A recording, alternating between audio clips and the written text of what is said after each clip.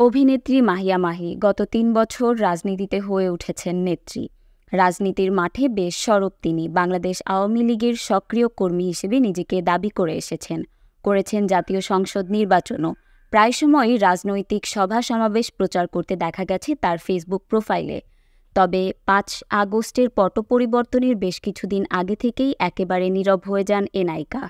সবশেষে তাকে পাওয়া গেল গতকাল ১৪ আগস্ট ধানমন্ডির ৩২ নম্বরের রোকেয়া প্রাচীর ওপর হামলার অভিযোগের পর ফেসবুকে বিষয়টি নিয়ে নিন্দা জানালেন। লিখেছেন, ধানমন্ডি ৩২ নম্বরে জাতীয় চলচ্চিত্র পুরস্কারপ্রাপ্ত অভিনেত্রী রোকেয়া প্রাচীর ওপর হামলা, নিন্দা ও প্রতিবাদ জানাই। এছাড়া আজও বঙ্গবন্ধুর একটি ছবি পোস্ট করে শ্রদ্ধা জানিয়েছেন তাকে। মাহি রাজনৈতিক ইস্যুতে সবশেষ কথা বলেছিলেন গত ১৭ জুলাই, যখন ঢাকা বিশ্ববিদ্যালয়সহ ঢাকা উত্তাল।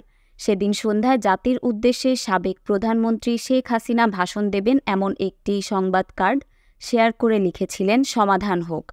আর ২ ঘণ্টা আগে লিখেছিলেন, আমার ভাইবোনদেরকে আর কেউ আঘাত করবেন না।